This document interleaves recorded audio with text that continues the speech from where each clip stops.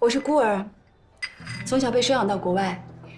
其实我对中餐的印象，也就是福利院的饭菜吧。我记得那个时候我们拿的都是搪瓷碗，然后一个铝制的调羹，就在排队等打饭。福利院的饭菜其实就是一些蔬菜，上面飘着几片肥肉。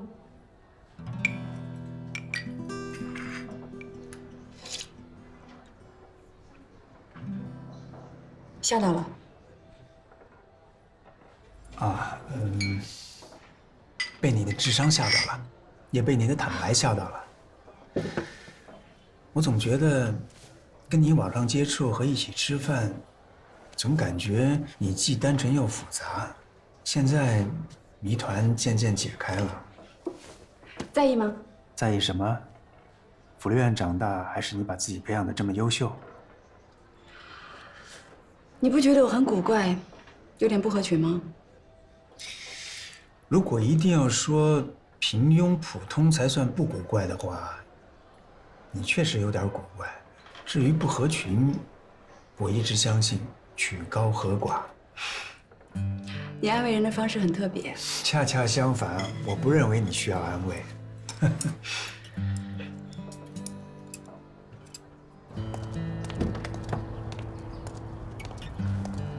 安迪，重新认识一下，我叫魏魏。我坦诚了一顿饭的时间，终于换来了你的坦诚，不容易。我叫安迪，真名网名都叫安迪。安迪，我希望我们不只是网友，还是好朋友。现在还不算吗？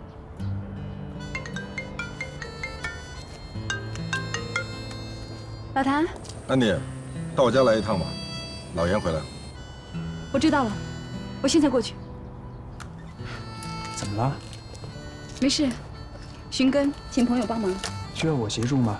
我很愿意助一臂之力。暂时不用了，谢谢你的午餐，拜。拜拜。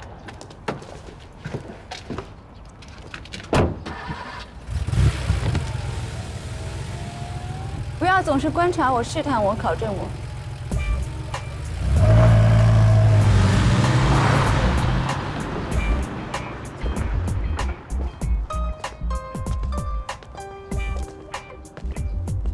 怎么？成帮了？托你查了一下他的车，被他一眼就看穿了。一个年轻女孩开这么好的车，总是怪异。是我太鲁莽了，还好他没怪罪。哎，你们这是干什么呢？参观旅游景点呢？哎呀，谁叫你平时啊总是眼高于顶，什么人都入不了你的法眼。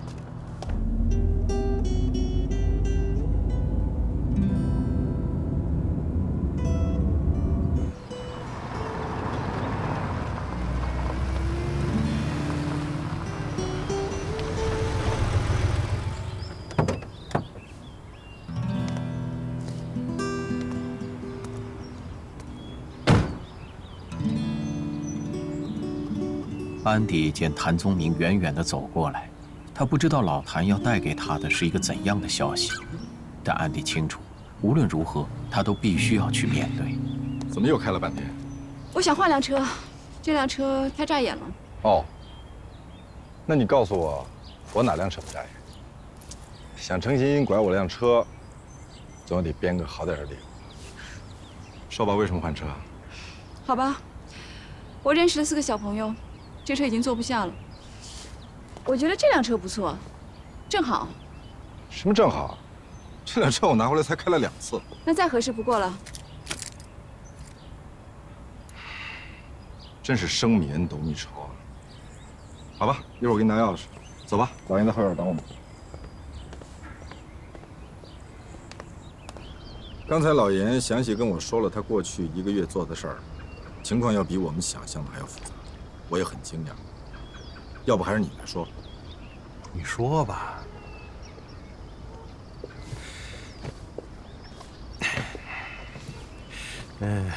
安迪小姐是这样啊，中国的一些事儿跟国外还是不一样啊。这些领养人呀，他们不愿意让别人知道他们领养了孩子，这就好像向全世界宣布说，他们夫妻俩没有生育能力一样，更不愿意让孩子跟原来的人家有任何的牵扯。大家马上的办好了领养手续之后，就迅速搬离，所以找起来呀，真的是很困难。加之吧，这个事儿过去了有20年，我是几经周折，辗转找了很多人，哎，这个领养人的信息还真让我给打听到了。就是他们离开了宜昌之前，领养人又把你弟弟送回到了岱山。送回岱山，为什么？因为很多人说，你弟弟被领养之后不久就出现了智商低下、反应不够灵敏这么一些倾向，所以他们怀疑可能是智障，所以领养人不想负这个责任，就只好选择放弃。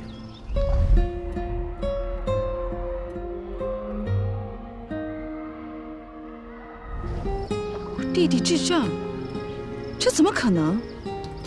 渣男还敢报警！家长找他，你赶紧去邱莹莹，你别激动，他既然敢报警，说明他根本就不在乎你，你就这么过去肯定会吃亏的。那怎么办呀？咱们眼睁睁看着樊姐被抓走吗？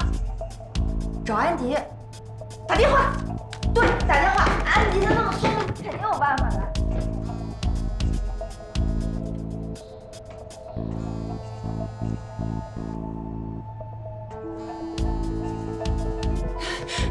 怎么样了？安迪他不接电话呀。那他不接电话怎么办呀？现在，都怪我，都怪我！我要是不爱上那个渣男的话，樊姐也不可能去渣男了。行了，大姐，你别哭了，你这一哭我心都乱了。怎么办呀？嘛呢？是灵还是死人了呀？门儿都不关，步履嚎丧呢。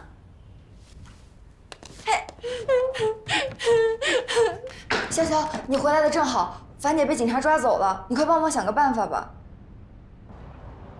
你当时都损坏了些什么东西？你还记得吗？就有些乱七八糟的，他那儿也没什么东西，杯子呀、摆设什么的。被子，这也算。那还有几件衣服，踩了几件。还有呢？没什么了。那什么都没有，就是些摆设。真没了吗？没了。屋里有一台电脑和一个 iPad， 不是你砸的吗？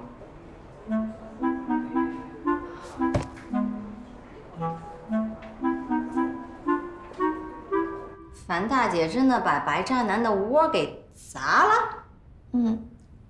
白主管他太过分了，樊姐也是看不过去才这样做的。砸得好，砸得妙，2个字儿：帅爽。想不到平时娇滴滴的樊大姐还有这么给力的时候呢。可是樊姐现在还在派出所呢，这白渣男心真狠。这要是咱们今天救不出樊姐，樊姐就得在派出所过夜了。由我曲筱绡在，能让白渣男的奸计得逞吗？姓白的，你有病吧？你那电脑跟 iPad谁砸的？我出门的时候，我家里都好好的。等我回来之后，我家里被砸得稀巴烂。中间这段时间只有你们去过，那不是你们能是谁砸的呀？你凭什么说是我砸的呀？保不齐你自己砸的，你多流氓啊！这位小姐，我自己砸的。我没事喜欢在家砸自己电脑玩。那要是按你这么说的话，我家那些东西就全部都是我自己砸的。你那些破烂玩意儿确实是我砸的，确实是我承认那是我砸的。但是电脑跟 iPad 绝对不是我砸的。哎呀，小姐，你砸了，我又不追究你责任，你赔偿就好了嘛。赔偿？你想讹我钱是不是？你穷疯了吧你？邱莹莹怎么能看上你这样的人啊？哎，邱莹莹，警官同志，他说的这个邱莹莹跟他是共犯，我得连他俩一块儿告。这个邱莹莹在我家白吃白住那么多天，我还没嫌他烦，结果他带着他们去把我家砸了个稀巴烂。警察同志，我没有什么别的要求，这件事儿，咱们该拘留拘留，该赔偿赔偿，绝对不能做出可耻的行为。你说谁不要脸？我说你不要脸呢！你看你不要脸的样子。干净点行不行？行了，吵什么吵？这什么地方？菜市场吗？吵有什么用？他说你砸了他电脑，你说你没有，你要拿出证据来证明你没有砸他电脑。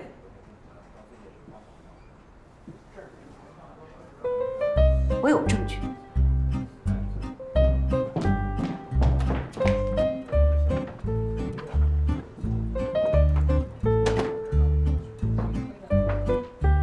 检察同志，这是我砸完以后拍的照片，拍完我就走了。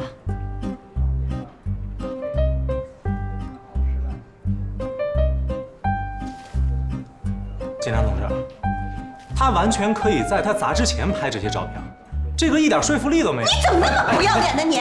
行了，他说的也不无道理。对，这张照片确实是看不出是砸之前拍的还是砸之后拍的，除非你有什么证人能证明你没有砸。我砸之前我就让他们两个就出去了，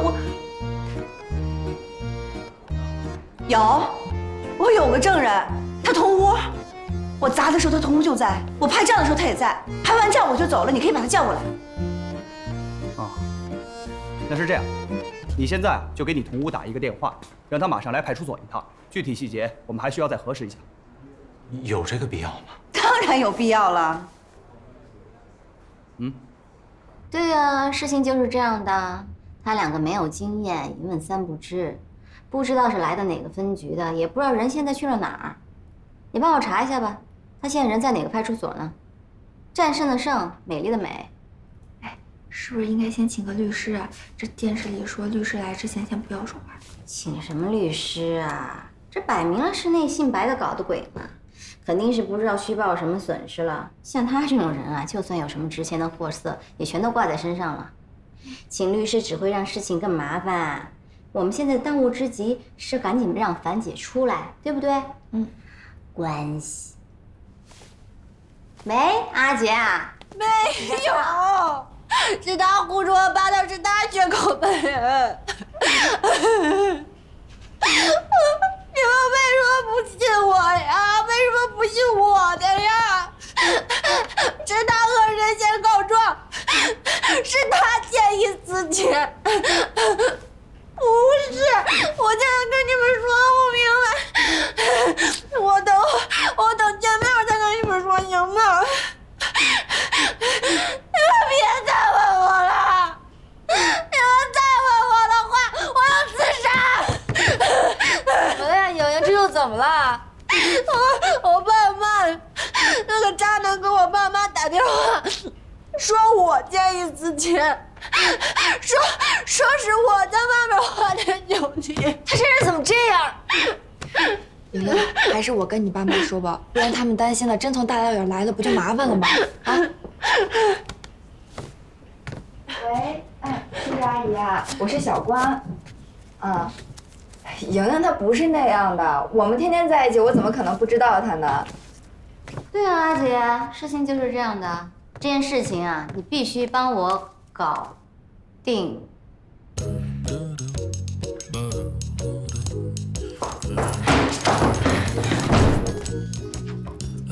邱莹莹，你有没有良心呢？我在帮你捞樊姐呢，你想阻止我不成？不是，不是什么？说话大声点。你是蚊子啊？你才是蚊子呢！你才是蚊子！我问你，你怎么看出来白主管是渣男的？姐姐身经百战，知不知道？本小姐还知道你明天别想回公司上班。渣男一转圈好陷阱，准备落井下石。他已经告到我爸妈那儿去了。本人真的是无药可救啊！你怎么不把你的银行卡、账号、密码一锅端了告诉那渣男呢？哼，你佛山无影腿这么猛，怎么不用到渣男身上去啊？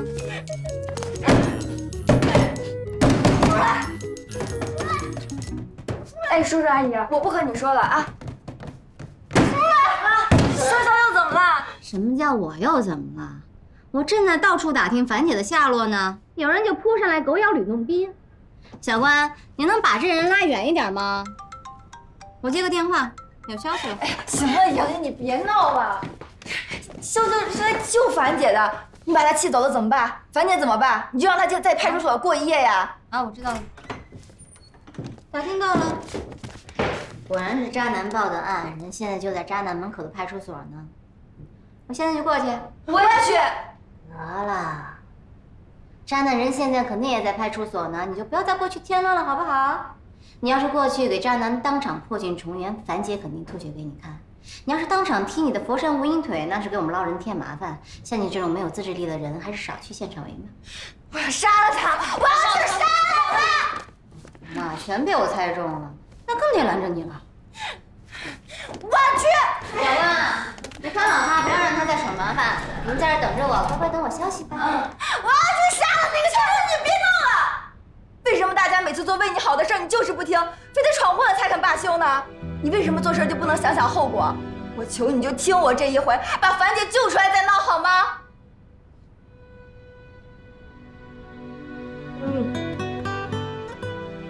中国这么重男轻女，能够领养到一个男孩子已经相当的不容易。如果不是有什么问题，恐怕不会轻易放弃吧。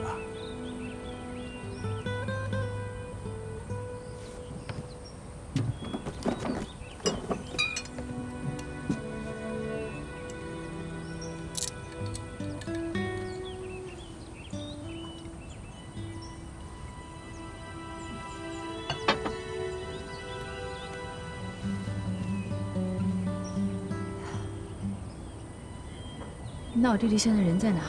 所以我也准备马上动身再去一趟岱山。你知道福利院已经没有了，所以我只能找一些原来的工作人员来调查一下。但是吧，寻找难度肯定是非常的大。也就是说，他现在仍然下落不明，是死是活都不知道。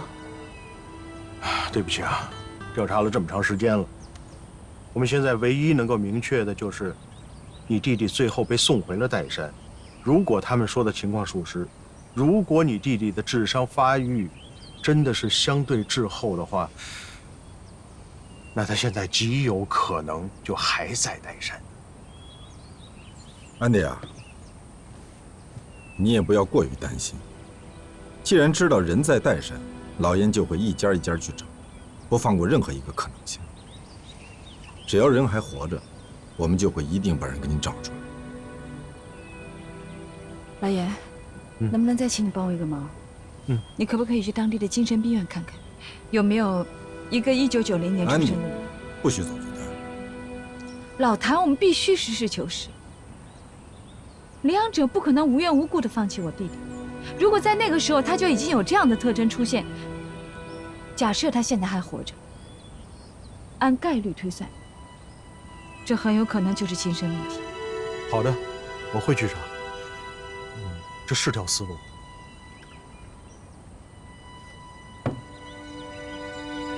我先回去了，这几天公司的事情先处理一下。你等一下，你能开车吗？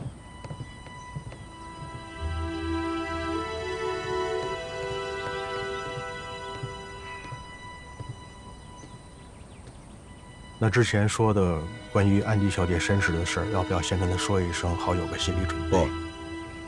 不能跟她说。我认识她这么多年，非常了解她的性格。这件事还没查清楚，贸然告诉她，只能让她胡思乱想。先查吧，等彻底查清楚，再说告不告她这事儿。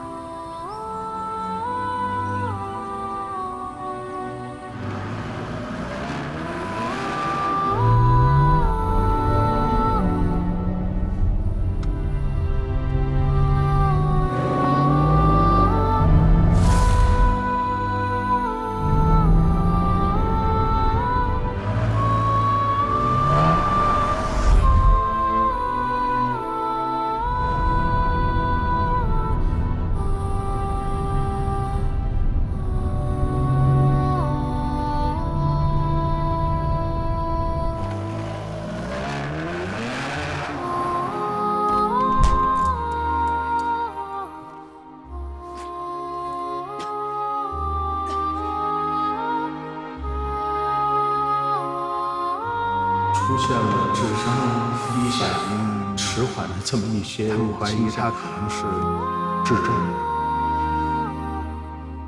安迪怎么也没有想到，得到的第一个消息不是弟弟的下落，不是他是否安好，能否跟自己相认，而是弟弟智力有问题，甚至是生死不明的消息。安迪不由得自责，自己是不是错了？是不是应该早点回过来查这一切？记忆中温和可爱的弟弟，现在到底身在何处，又过着什么样的生活？你就是白先生的同屋是吧？对，是这样，我有几个问题需要问你一下。请问，樊小姐拍这张照片的时候，你是不是看到了？对，当时是当着我面拍的。那她拍完这张照片之后，有没有做其他的事情？砸电脑，砸 iPad？该怎么说就怎么说啊。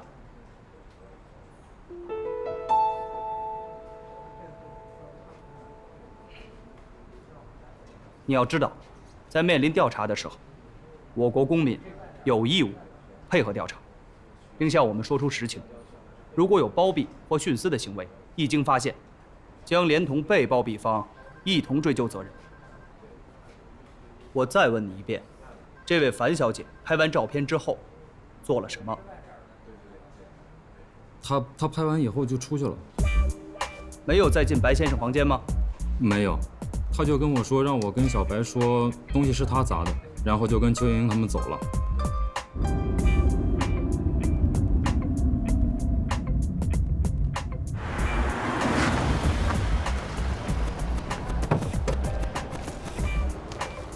人呢？楼上呢，应该没什么事儿。阿金，去把车停。这渣男，踢腿还敢报警，真是渣出新境界啊！我倒是要看一看，他还能折腾出什么花样。这人跟你到底什么关系？没关系，邻居大姐。哦，上次 Meet 酒吧那个吧？对啊。行啊，曲筱绡，没看出来你还挺有爱呢啊。边儿去啊！这大姐吧，我原来挺看不上她的，一身的冒牌货，还自以为自己挺美，一把岁数了还老跟小姑娘争风吃醋，一点自知之明都没有。但是她这事儿干得爽，仗义。姑娘们要都像她这样的话，这世界上的猥琐男至少少一半。我帮她纯粹对事儿不对人。今天这件事情呢，樊小姐已经照价赔偿了你东西的损失费，而且还向你道了歉。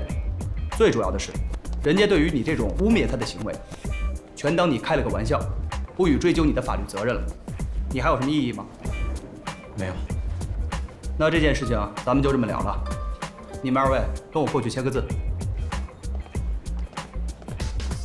啊，这就完了？看样子大获全胜了。美姬，早知道不需要我帮忙，我就不来了。行了，这没你事儿了，先走吧，酒吧等我，我到时候过来找你。那我撤了。拜拜。拜拜。以后做事情可不能这么冲动了啊！法治社会嘛，大家都要遵纪守法。谢谢你啊，警察同志。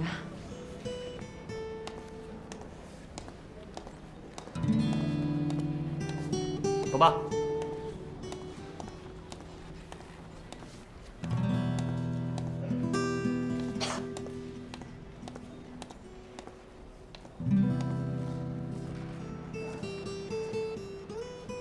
樊姐，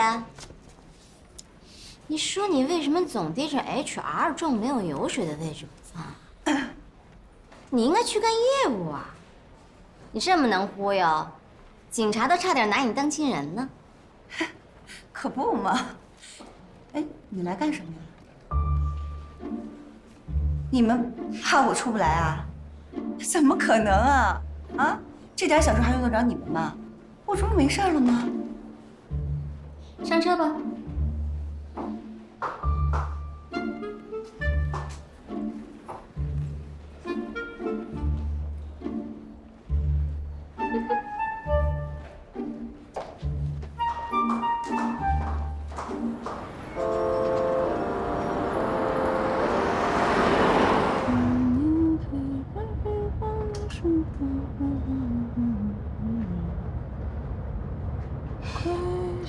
行了，别装了，差点拿你当女侠，原来这么不堪一击。你担心什么呀？有我呢，不行还有 Andy 呢。再说你一脸风骚样，警察哪舍得让你过夜呀？哎呀，你是不知道，我这是第一次因为私事进派出所，我能不紧张吗？啊，我就是当时图一时之快，我把那东西全砸了。可是没想到这姓白的竟然敢诬陷我，他把自己电脑砸了，还搭一 iPad。还好，他那个邻居还算是老实，不然我今天压根就出不来。我什么？你竟然放过电脑没砸？那你都砸什么了？砸被子、砸枕头、进弹灰啦？哦，我真的是高看你了，不爽，一点也不爽。哎呀，我要是砸了他电脑，你当我傻呀？我还是有法律常识的好吗？我如果把那电脑砸了，量变就变成质变了，那够我在里面待几天的，才不怕什么呀？砸就砸了，砸得越狠越好，甚至在他桌上插把刀，那姓白的只会越怕你，说不定啊，连警都不敢报，连夜卷铺盖滚出上海，你信不信？人都是欺软怕硬的，你在那虚张个声势，砸几个枕头被子，人一看你就是虚啊，肯定照实打回来了。幸好现在实验站手机都含摄像头，否则呀你就在里边蹲着吧，我才懒得捞你这种犯小事儿。行了，这事儿就这么打住了啊！看我以后不收拾他。算了吧，这次给那姓白的枕头被子弹灰，下次给人衣服弹灰啊？对付这种人还得我上场，但是他这人太渣，你又太笨，搞得我都没有兴致。我宁愿照看流浪猫、流浪狗，也好过理你这种鸡毛蒜皮的小事。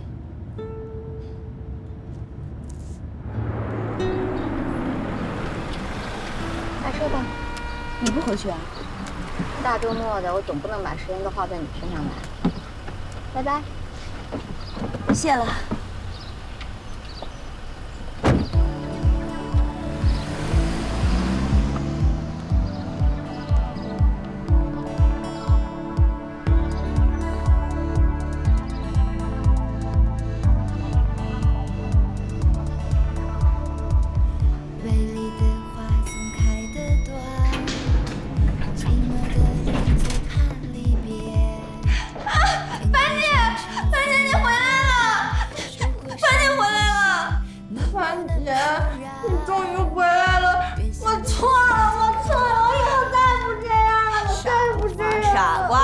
别闹，出什么事儿都没关系，有姐在呢啊！行了，别在这哭哭啼啼的，让我想听着跟什么似的。哎，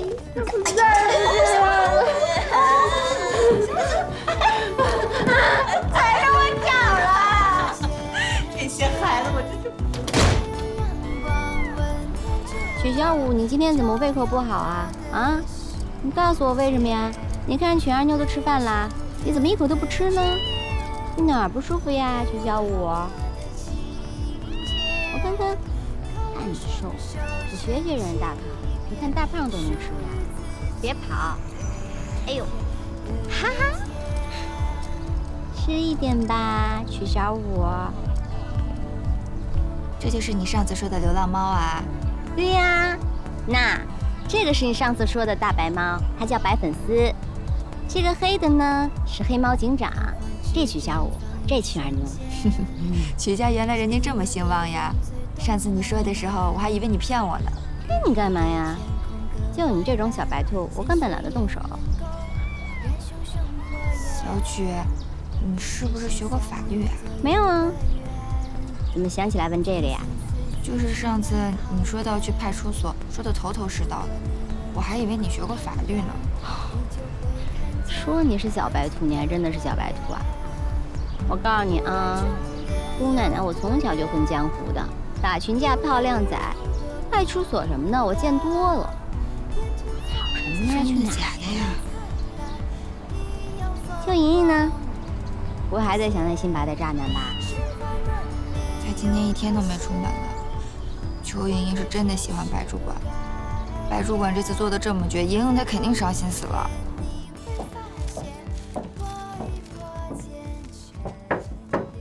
小蚯蚓，饿不饿呀？不饿，我打算洗心革面，重新做人，先罚自己饿3顿，饿死大言不识人的傻瓜。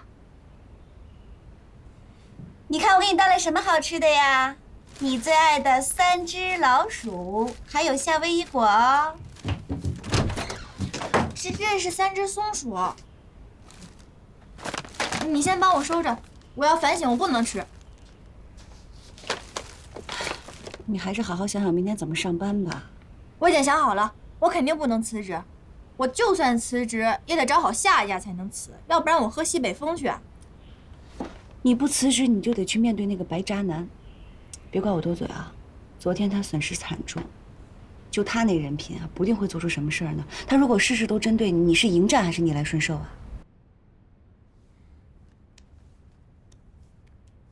樊姐，你就是我亲姐，这件事你不但没有怪我，还帮我出头。你放心吧，以后我肯定不这样了。以前都是我鬼迷心窍，他让我干什么我就干什么。以后我再也不这样了，我以后再也不会受他欺负了。傻孩子，感情的事儿啊，知易行难。我确实怕你受欺负。不吃啊？那你就在屋里待着，全当减肥了。我去吃了夏威夷果，3只老鼠，哦，3只松鼠。帮我留着点儿。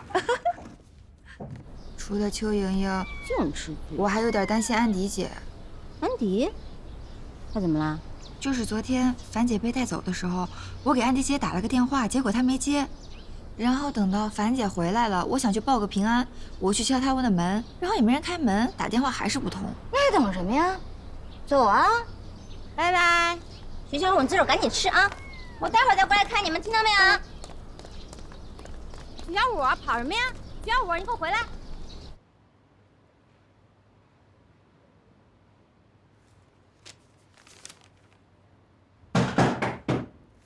安迪，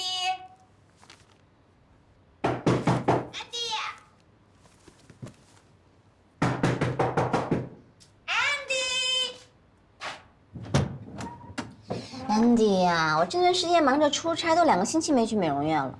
我看你头发也好久没有修了，跟我一起去吧。安迪姐，你昨天没事吧？没事儿。有什么事儿？不是吧？昨天闹腾成这样，你什么都不知道？太不公平了！姑奶奶昨天白演了一场飞车救人，早知道樊大姐自己能搞定，我就根本不用淌这趟浑水啊！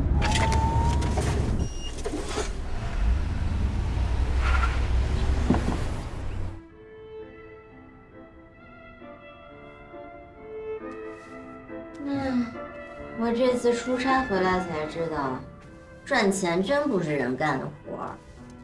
巴掌大的项目，我上上下下得结交10几号人，我得做合同、攒方案，还得把这群人当大爷一样伺候着。真是摸不清楚他们心里都在想些什么。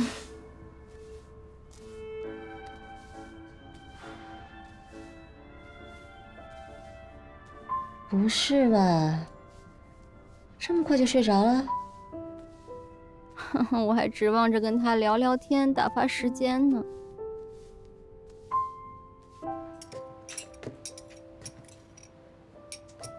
樊姐，你这晚上有约会啊？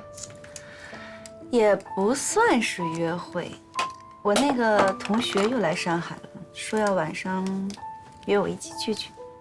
哎，樊姐，我觉得那个人挺喜欢你的。上次你们一起吃饭的时候，他眼睛就没离开过你。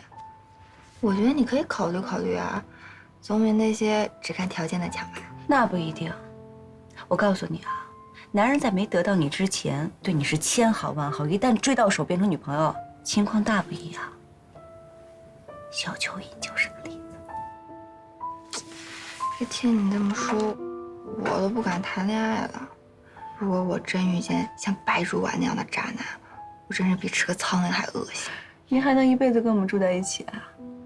比起遇见渣男，我还真愿意跟你们永远住在一起。那当然，你就是现在这么说，真要到了遇到喜欢的人啊，一头扎进去啊，你就不记得樊姐是谁了。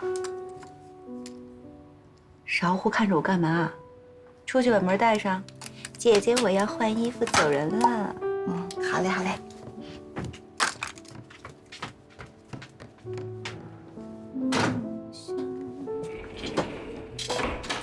啊，我突然觉得好饿啊！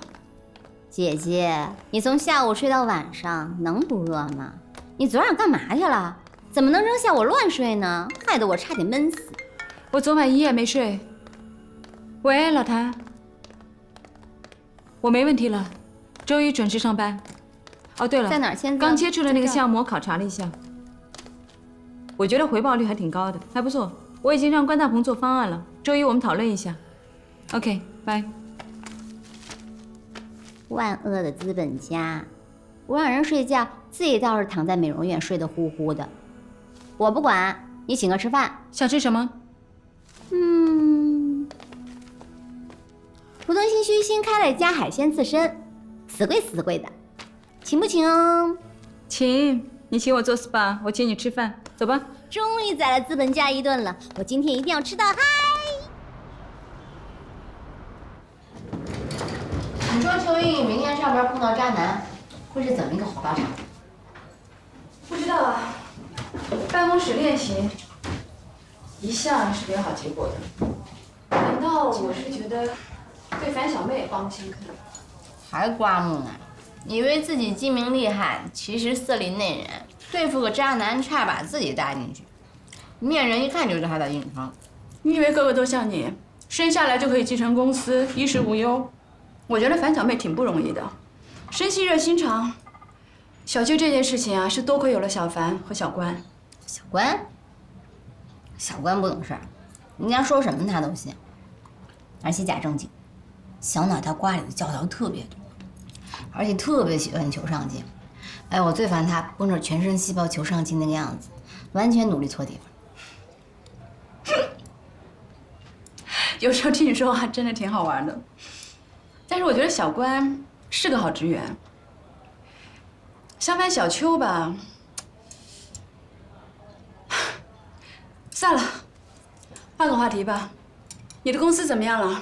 后天我刚来，你能不能签约就看后天。签约之前，你一定要使劲把这个气球吹大。就算你的条件是个狗尾巴草，你也要把它包装成一个有气质、特立独行的狗尾巴草。等到双方绑在一条船上的时候，再努力做实事。我听着怎么觉得像反话呀？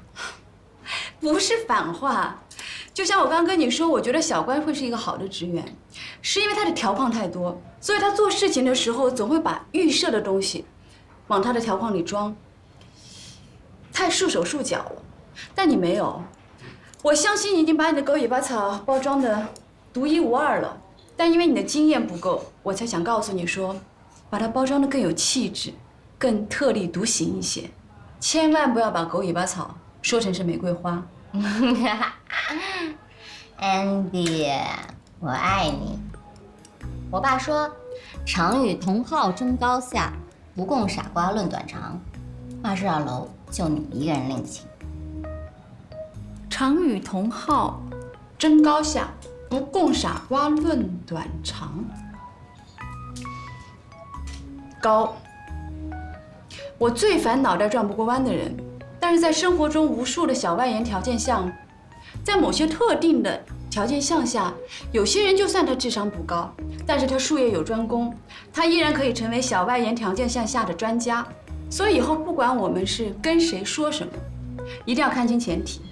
当然了，有些话题只能是不共傻瓜论短长了。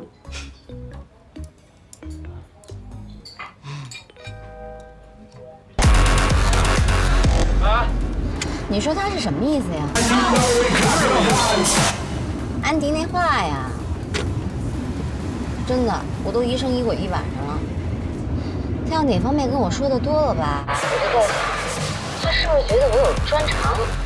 哪方面说的少了吧，我又在想他会不会怀疑我是傻瓜？而且他的术语啊，一串一串的，我一声都不敢吭，就怕他把我当傻瓜。许瑶瑶，你还疯了吧你啊！你跟我混世魔，你还造别人看法呢？对呀，我这么聪明，谁怀疑我谁傻瓜？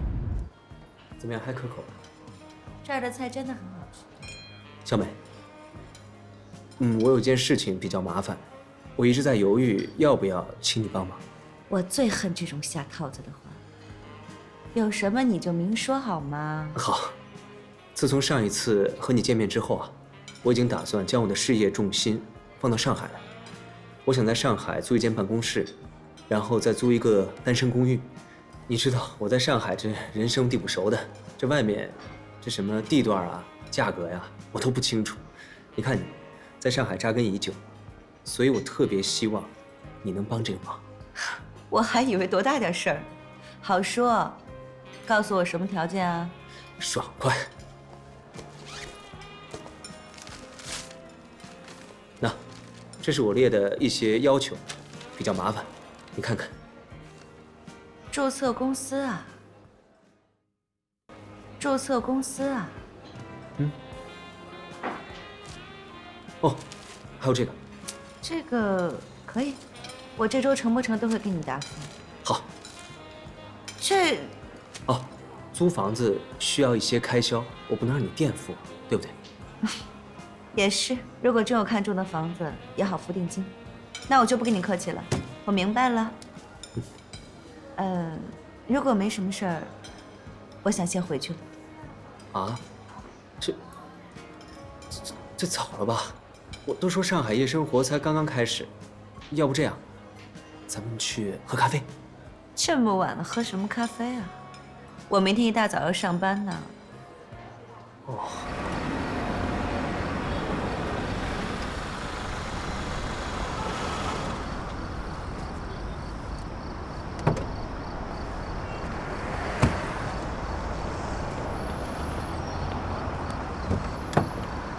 你一个人回去，我有点不放心，要不我送你回去吧？我保证不进你家门一步。不用，我们这儿管理得很安全。我也习惯了一个人回家。小美，其实我挺好奇的，像你这样的人为什么会一直单身？不过我也能理解，是你太优秀了，你让很多男人自愧不如。哪有？我只不过是一个普通公司的白领吧。你看走眼了。我不会看走眼。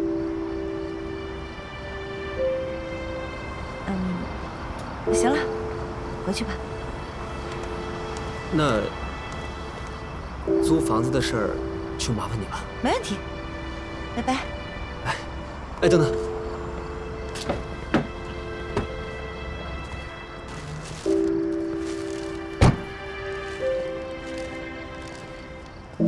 小美，送红玫瑰有点俗气，但是它代表我的心意，希望你喜欢。谢谢。喜欢就好。早点回去吧。拜拜。你回去慢点啊。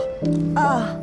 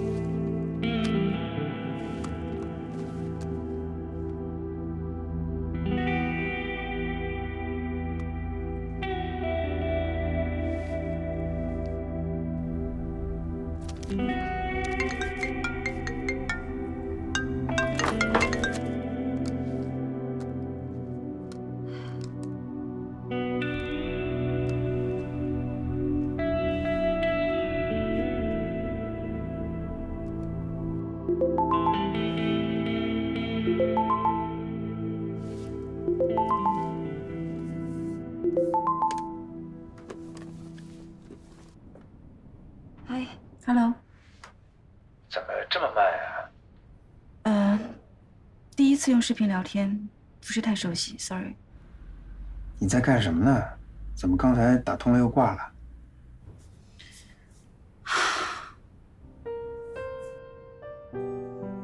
我在想我弟弟。上次跟你说托人寻亲，其实就是找我弟弟，也是我唯一的亲人。那结果怎么样？找着了吗？ No, I don't know where he is. 但是帮我找的人跟我说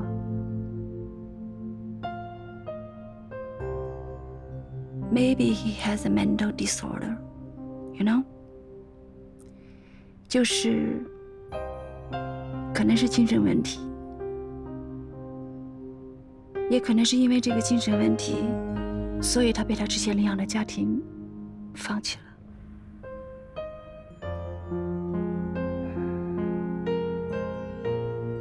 不安慰你了，也安慰不了你，Andy。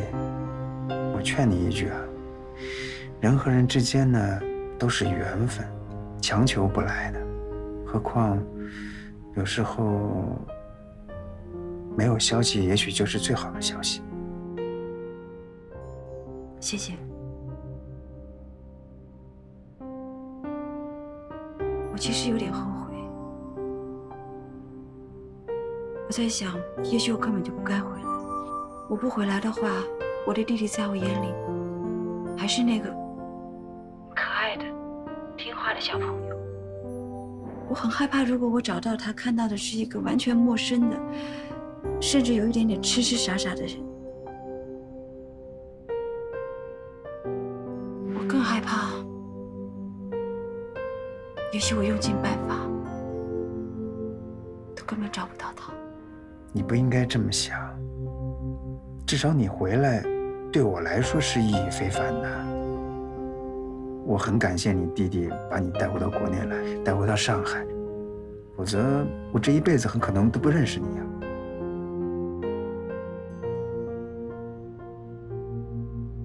谢谢。不谢。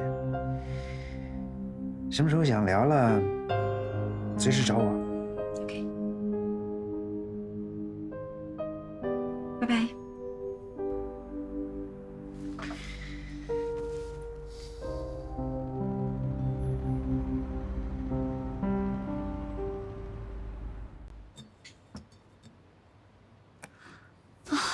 久违的玫瑰花。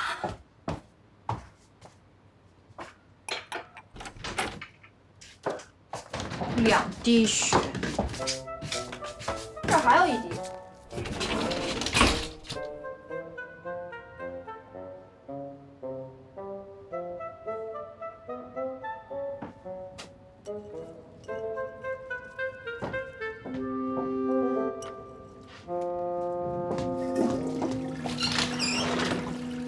2滴血呢？你给收起来了。这是昨天你约会时候王帅哥给你的吗？我帮他找房子，他感谢我的。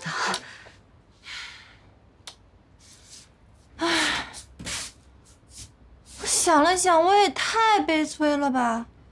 从小到大都没有收到过玫瑰，爱情即使全部都是精神上的，总能有一点体现在玫瑰上吧？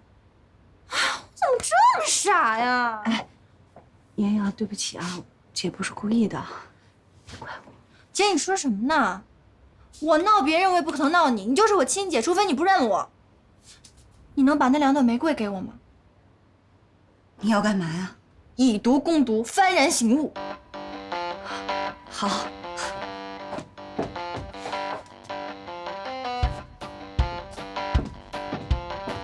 小心刺儿啊！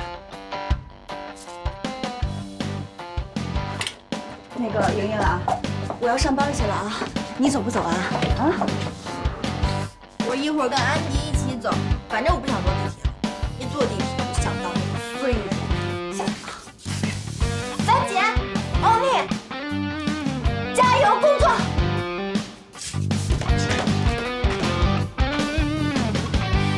这孩子没事吧？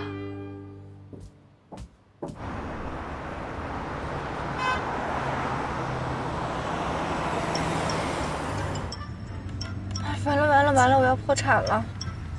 怎么了？洋洋在这玩微信游戏呢，跟他们组队打天天富翁呢。哈，小关你玩吗？我之前玩过，但后来太耗精力了，我就不玩了。那几天你把昵称都改成特困户了，特缺觉特困。安迪，你没装微信吧？我可以帮你弄，我还可以帮你手机翻墙上推呢。哇，这么厉害！你是喜欢玩手机啊，还是你专业学的是这个？这还用专业去学呀？其实手机应用就得多试，越怕它，哎，你就越学不会。越大胆就越容易了。哎呀，你听他在那吹吧，有的时候他2天才搞定一个手机应用，不知道耽误多少功夫。那叫乐趣，挖掘隐藏功能，不让一个功能闲置，多有乐趣啊！你不会懂的。哼，我有说明书啊，我闲的没事可以看说明书啊。哼，写说明书的上辈子一定是搞间谍工作的，吞吞吐吐，欲说还休。不信你对着那说明书，你弄安迪的手机。邱莹莹，你等会儿有任何状况，你随时给我打电话，我保证20分钟之内我一定赶到。关关，能不能不提这茬儿啊？小关说的没错，有备无患。我放心吧，我心里已经有备了，我相信我自己可以。除了考试不行，我什么都可以的。邱莹莹，加油！哎呦，哎，疼死了，宝贝儿。疼不疼啊你？没事没事，加油！加油！我可以的。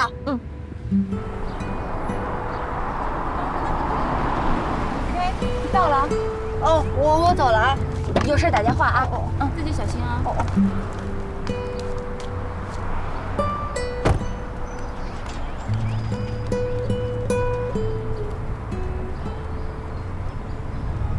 小秋能行吗？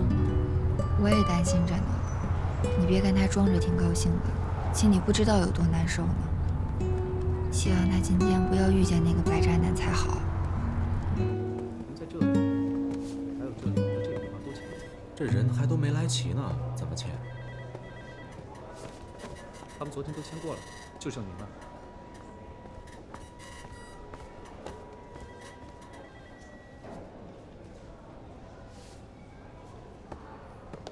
哎，您好，请问这是红光有限公司吗？这儿不是，那个往那边走，第2个口。哦，好，谢谢。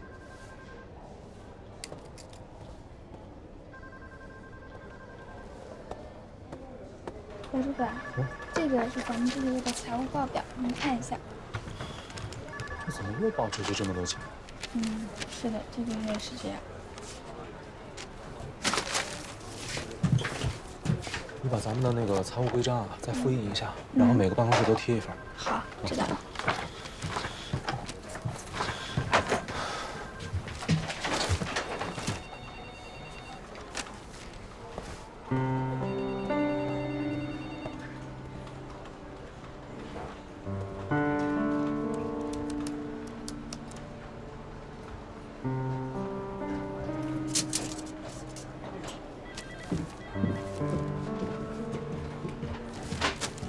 莹莹，哎，这些拿去报销一下，我晚上出差，等钱用。去哪儿报销？哦，财务部。我晚上要用啊。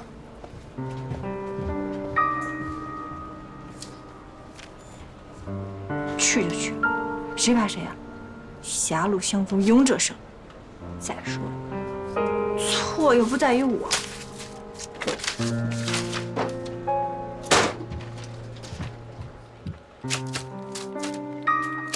切猥琐男，都是纸老虎。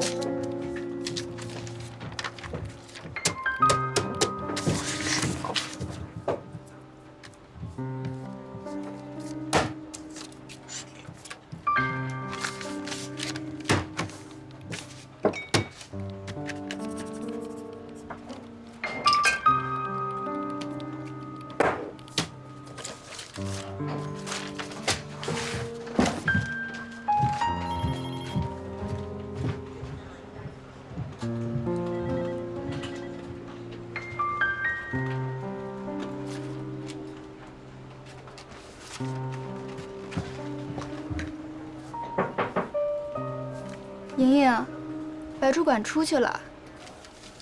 哦，你是来报发票的吧？给我吧。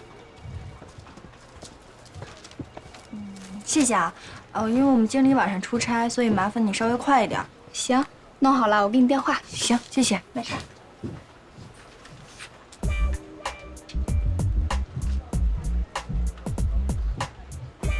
那就这样，下周3我们再开第2次的项目会。所有人每个人负责的部分，我希望能够看到你们的细节，有难处的地方，能够看到你们的思路和方向。OK， 散会。艾米，这个你帮我整理。好的。Cindy， 哎，把这个 copy 一下，发到每个部门。好的。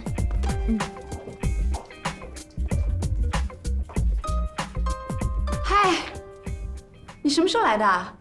你怎么不进去啊？我们刚好在开美国项目那个会。生意的事儿我不管，我是来陪你吃饭的。吃饭？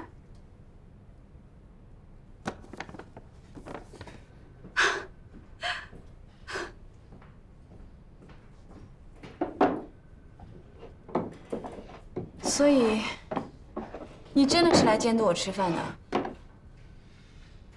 那天的事儿我知道，你心里不舒服。本来想放你1个星期假的，没想到你周一就来上班了。当员工的这么拼命，当老板的无以回报，所以只好舍命陪君子了。我已经好了，是了。好什么好啊？在我面前就不要再逞强了。我今天来，就是送上门来当树洞的。有什么想说的，尽管跟我说，总比自己憋在心里强吧。认识老谭这么久，安迪第一次发现老谭心细如发。他记得安迪紧张时要靠喝水压制，担心安迪不吃东西，所以亲自作陪，唯恐自己没有朋友，没有家人，要独自承担一切。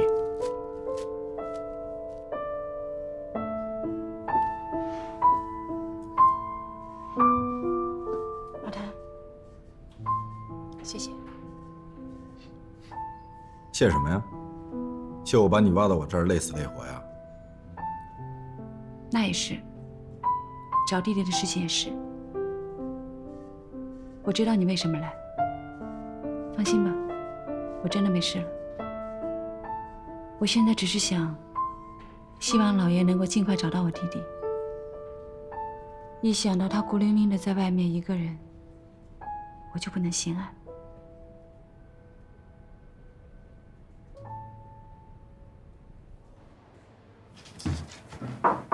进来。白主管，哎，这是邱莹的报销单。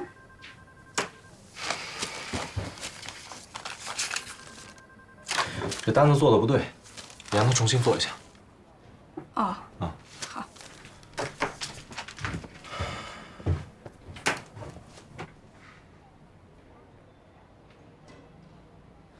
娜娜，哎。下午要是有人过来找我，就说我去下面工厂。哎，好。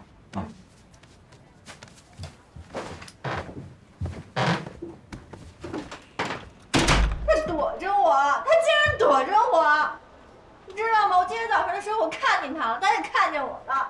我还在想，他看到我以后会不会想着怎么来跟我解释，怎么道歉？我本来都在想了，如果他来跟我解释的话，我会不会原谅他？可是他见着我他就走了，这男的一点担当都没有。秋莹，你别傻了，他但凡对你有点情谊，就不会把樊姐告到派出所去。这没遇见更好，我还怕他遇见你找你麻烦呢。我知道他干了特别多混蛋的事儿，可是我现在心里面特别想着，要是那些混蛋事儿不是他干的多好呀。小关，你不理解我那种感觉。你特别爱一个人，你跟他在一起那么美好，可是我就是不明白，两个人之前那么好，为什么说变就变了？那么多美好的回忆一下子就全都没了。秋莹，我先不说。秋莹，你怎么回事情啊？上班时间一直在打电话，公司是派你来聊天的吗？对不起，我下次注意。报销款呢？拿到没有？还没有呢。财务部的娜娜说，等他批下来，就给我。我不是已经跟你说过了吗？晚上我要出差的，这都已经下午了，你怎么做事情的？他不来电话，你就不要打过去催一下吗？我知道了，我现在就去催。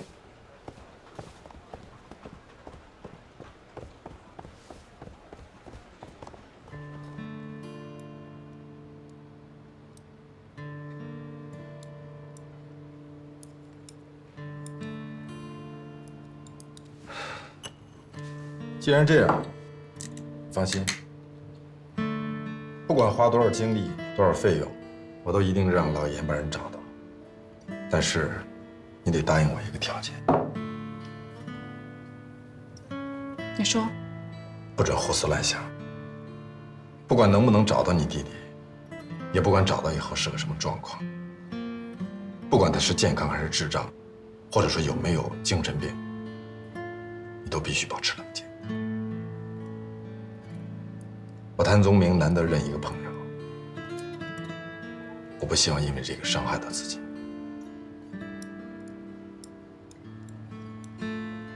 好，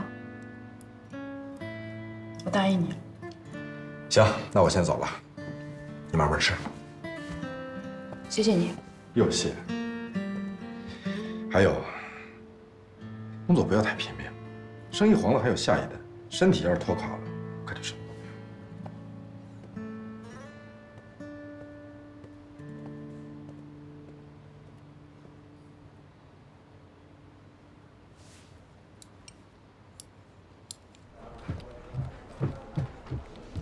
娜娜，我们经理那个报销单好没好呀？啊，我正要跟你说呢，白主管说啊，这报销单贴的有问题。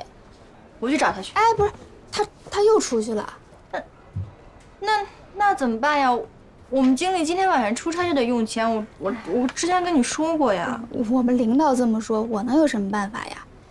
哎，你跟白主管关系不是挺好的吗？要不你打电话问问？哦，行，谢谢啊。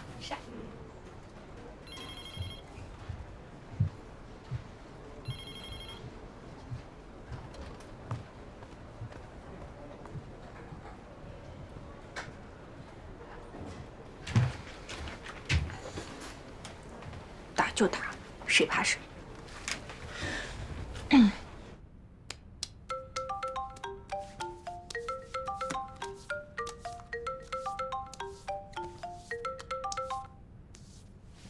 喂，那个，我们经理的报销单怎么回事啊？经理今天晚上出差就得用钱。你那个单子有问题啊，谁让你用铅笔写说明的？税务查长专查这种，你知道吗？还有，里面有一张餐饮的票有问题。等我回去吧，我找给你。你现在在哪儿呢？你什么时候回来？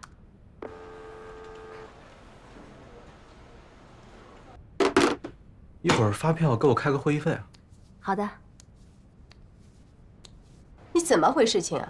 进公司都1年多了，连个发票都贴不好。我之前也是那么做的，他们也没说什么。你还有理由？每天都在办公室坐着，就不知道怎么跟财务部搞好关系吗？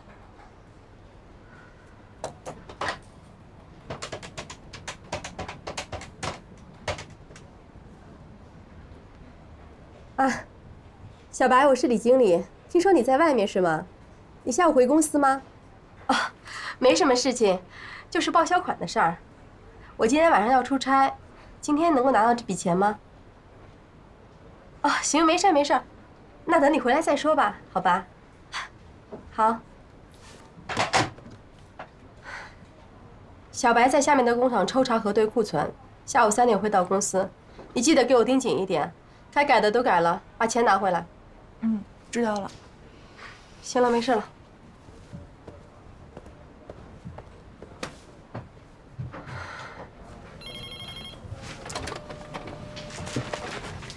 经理，明天会议的资料我准备好了。那行。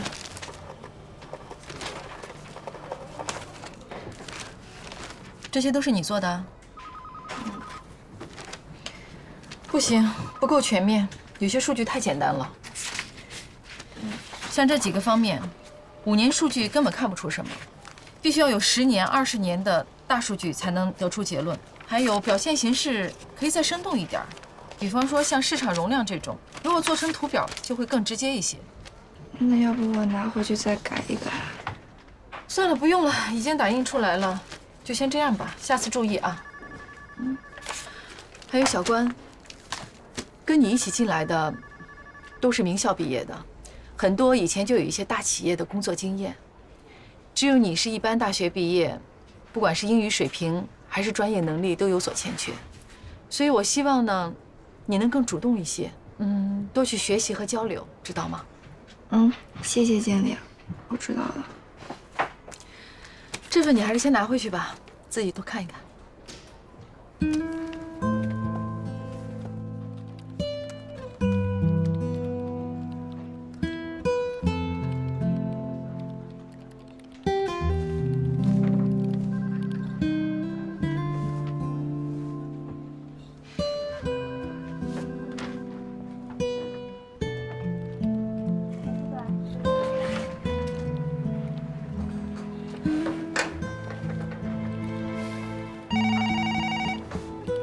喂，你好，莹莹，白主管回来了，你赶紧过来。啊，好，我现在马上过来啊。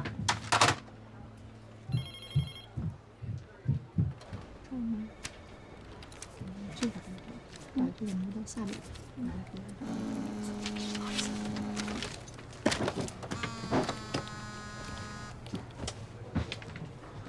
喂，哪位啊？您好，我姓林，叫林静，咱们原来是一个大学的，而且还是同乡。我高你2届，你记得吗？哦，林师兄你好，你好。师妹好，是这样的，我们在上海的同学呢，想搞一个同学聚会，周5晚上大家伙一起聚一聚，吃饭啊，唱唱歌什么的，你有空吗？什么时间呀？晚上7点钟左右吧，在17号码头湖北路那边。我今天可能要加班，如果我晚点过去，你看行吗？不过我会尽量赶过去的。周5你还要加班啊？哦，那行吧，那这样你存一下我的电话，到时候呢，我随时发一个地址给你。你如果找不着地方了，欢迎你给我打电话。好的，拜拜，师兄。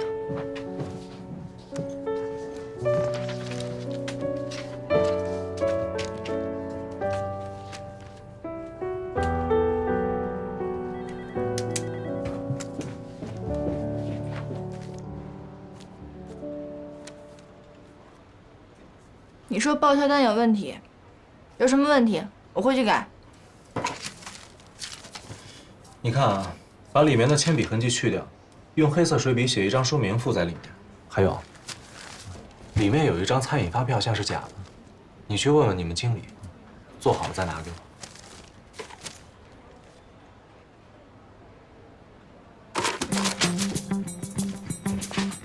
什么真的假的？你自己看看，自己看看，这个就是我跟客户在前面郁金花园吃的饭，有问题吗？可是这是他说的。我不管啊，现在都已经4点半了，你赶紧把这事情给我搞定，把钱拿回来。如果还有问题的话，让他自己来找我。还不去啊？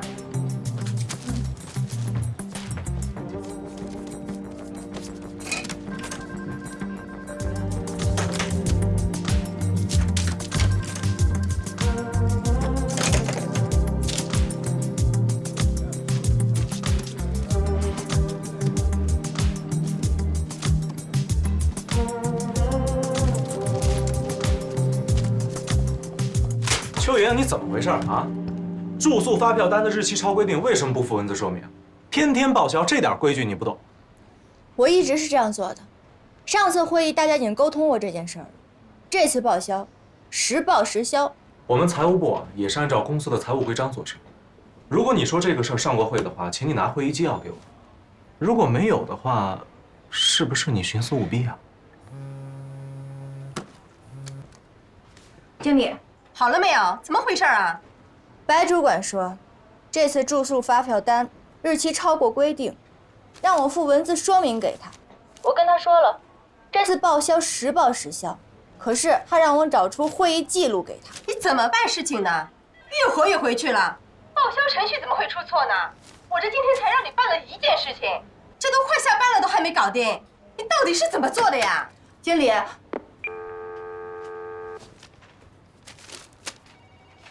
我知道你是故意，我告诉你，照老规矩，你究竟报不报？我也是按照公司的规章做事儿，不报。你想怎么样？故意搞我是吧？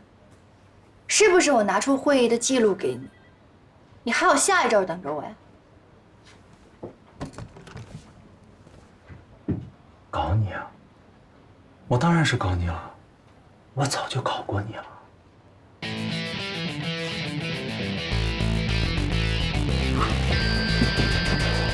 经理，我要举报！白主管假公济私，打击报复，还有发票不给我报销，他追求我不成，这是人害手段，把公司这台电脑亲自砸了，他还说是我朋友打的，诬陷我朋友，他还报警，结果闹到了派出所。没事，没事，你坐。他被光导人审查出来，我说的都是实话。别跟着，大家不信的话可以去调查。闭嘴！血口喷人啊你！我没有血口喷人，我说的都是实话。如果大家不信的话，可以随便调查。我还知道，他串通底下的工厂，把自己吃饭的发票加在工厂账单费里一起报销。我知道就有10月13日明香饭店的一张，还有10月17日必胜客的一张，这都是前天他自己亲口得意洋洋的告诉我的，说是少额面额可以随便混随便发，没关系。我告诉你啊，我还抽你呢！别拉我！小白，你干什么？有谁？经理，他疯了，他跟这儿胡说八道，血口喷人。经理，没有血口喷人，我说的都是实话，我绝对没有骗大家。经理，我跟您说实话啊，他为了报假发票，他跟我睡觉，让我在公司庇护他。这种女人说话不能信啊！你放屁！我才没有呢！查电脑，查账，现在肯定都能查得出来。我告诉你，我绝对不冤枉一个好人，可是我也绝对不会帮我一个蛀虫。你就不是什么好人！你才不是好人！你要不要脸？你才不是好人！你才不要脸！你才不要脸！好了，小红，别哭了，发泄出来就好了啊！别哭了，财务部已经去查账了，消息一会儿就到。别哭了。真是没想到，这个白主管平时看起来人模人样，内里竟是这样的货色。不过说真的呀，女孩子呀，还是别跟这种人闹。你看，给泼一身脏水，惹得一身流言蜚语，以后啊，一辈子都洗不清。对呀，你以后遇到这种事儿，你还是忍忍吧。像那种臭男人，早晚会有人对付他。我自己就能对付他，他觉得我搞欺负是不是？我才不觉得呢。不过就是经理出差的那个备用机还在报销单上呢，让我能不着急吗？你们帮我去催那个报销单。行，如果经理今天下班，那个报销单可就完蛋了。好了，知道了，别哭了，别哭了，你们不用管我，我想自己静一静。你们先走吧。那你一个人在这静静，我们先去弄报销单。别哭了，你这男人。走啦。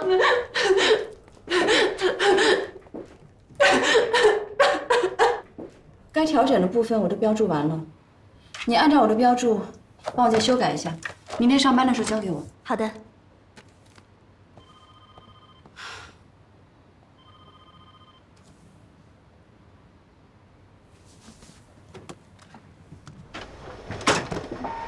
资料复印好放我桌子上。嗯，好。拜拜，拜拜。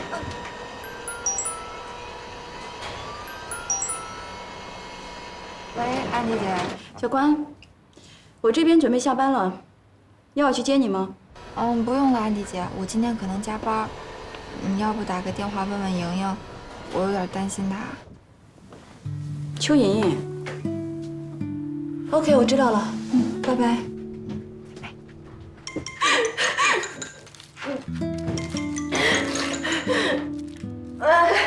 我这边准备下班了，小关说他还需要加班，你需要我顺路去接你吗？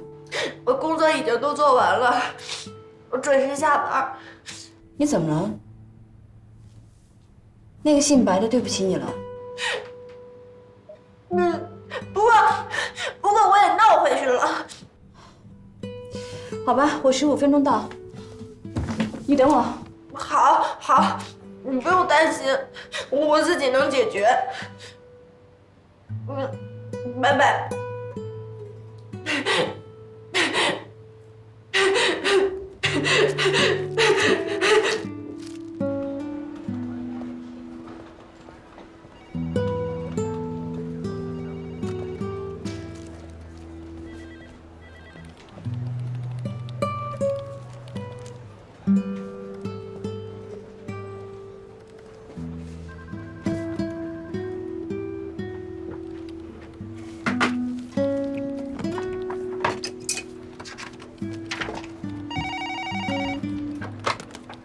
喂，你好。邱莹莹吗？这里是人事部。人事部。关于白主管的事情，我有话要问你。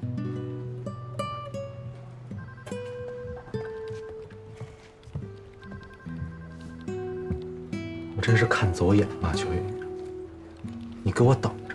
等着就等着，不怕你。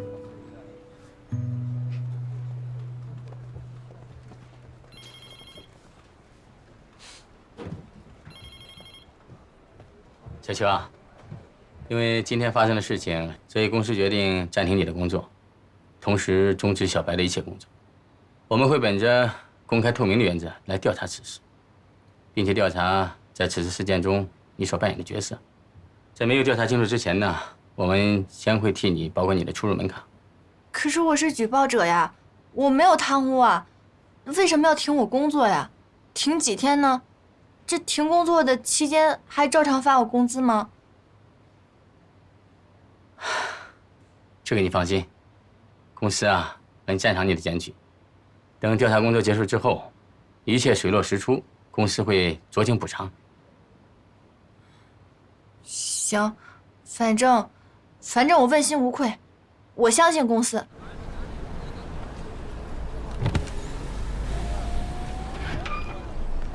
安迪姐，嗨。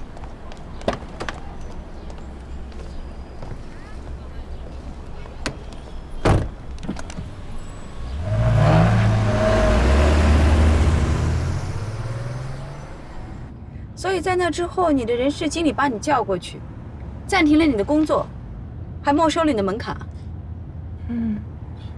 安迪姐，你说这什么意思呀？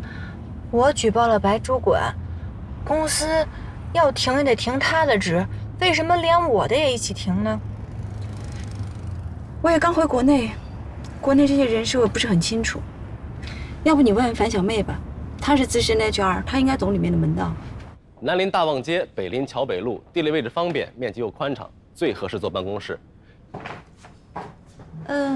可是你这什么都没有啊，我还得自己打隔断，哦，这些东西还得拆，这1个月10万也太贵了吧？那您觉得？不好意思啊。喂，樊姐，我莹莹，那个，我有点事儿，现在想问你。我现在在外面看房子呢，有什么事儿回去再说吧，好吗？行，好，那行，先这样，拜拜。那行吧，樊小姐，您要是不满意，我再带您看下一套。好。安迪，我这心里特别不踏实，你要不跟我再说点吧？你说什么都行，我现在老胡思乱想。可是我不太熟悉人事的那一套，我能给你的也只一些不专业的意见。不过我刚才听你这么一说，我觉得你的那个人事经理，应该在平时就不怎么善待你。你怎么知道的？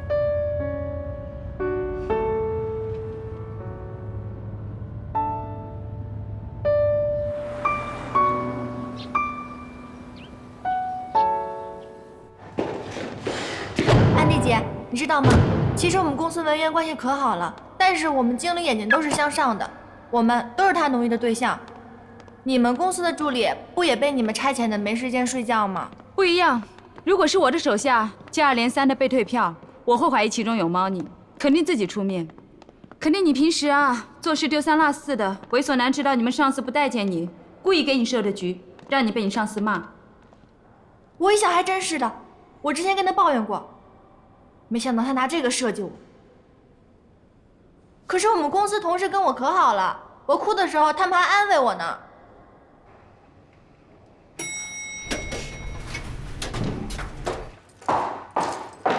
姐，关关，哎呀，关关，累死我了，快借个肩膀靠一靠。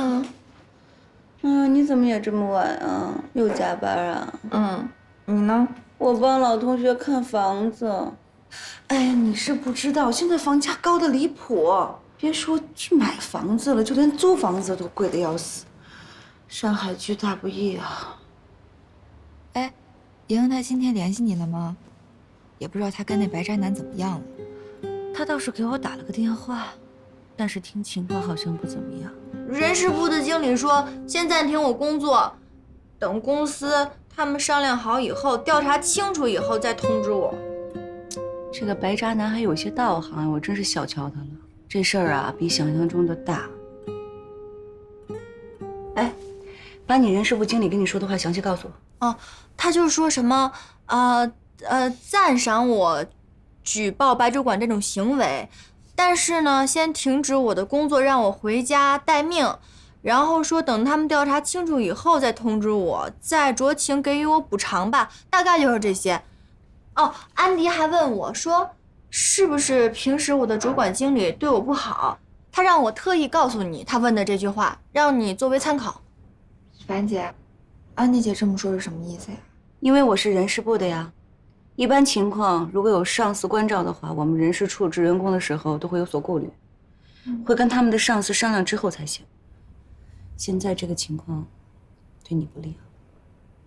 瑶瑶，你不是跟你们单位同事关系挺好的吗？那你跟他们说说，让他们帮你求求情呀。跟普通员工关系再好有什么用？无非就是平时办事的时候方便一些，真要到紧要关头，根本就派不上用场。